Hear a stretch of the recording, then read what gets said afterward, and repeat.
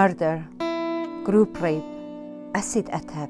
These are all examples of honor-based violence committed usually by close members of the family, like father, husband, cousins, and mainly against women. They alleged to have brought shame on the community and the family through things like rejecting a forced marriage, not being a virgin, or being too westernized. My name is Nammi. I was born in Kurdistan, Iran. Throughout my life, I was involved in many political struggles against the Iranian regime, but fearing for my safety, in 1986, I came to London and claimed asylum. Not long after I arrived, my English interpreter, Sobhi Nader, was the victim of an honor killing by her husband and in-laws. The police told me that they could not do anything because she was killed in Iraq and that honor killing is simply part of our culture.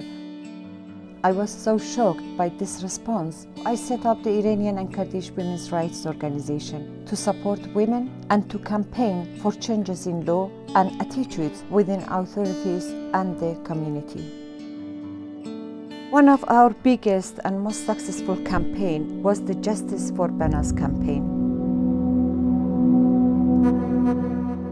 In January 2006, Banaz Mahmoud was raped and strangled by 3 cousins because she had left her abusive forced marriage and fallen in love with a young man.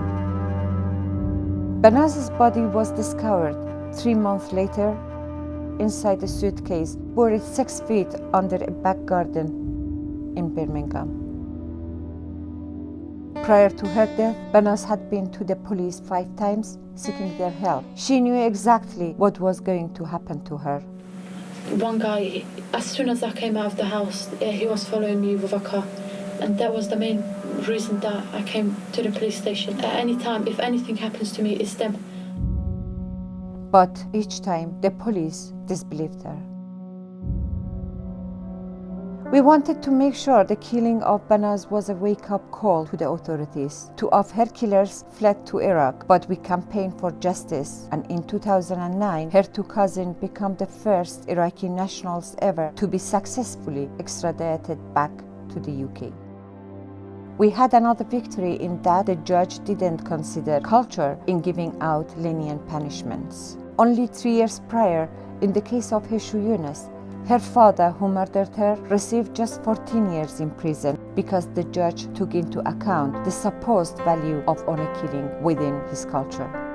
In Banaz's case, judge said this is the culture needs to be changed, not women to be sacrificed for the culture. And all Banaz's killers received life sentences. A real shift in the authorities' attitudes to honor killing had been achieved. Today, IKWRO is a very well-known and expanding organization. We have grown from my spare room to an office with 16 paid members of staff speaking 10 different languages. We have counseling and advice services for women, and we conduct training and education for many professionals and young people in schools. Our advice team last year dealt with over 2,500 calls. And of course, our campaigning continues. خیلی بچه بودم که 11 سالم بوده. پدرم میخواسته به زور شوهرم بده. من خودسوزی کردم. بعد از 2006 اومدم توی یوکی. میگم مثل یه فامیلی برای من میمونه. فامیلی که از دست رفته خیلی بر من زحمت کشیده. خودم از روزی که اومدم به زندگی در واقع امیدوار کرده دیانا. We break a silence within the community. Those people who used just to hear honor killings, now they are reporting it. Now they are coming forward. Now we see 2,500 calls as women self-referrals.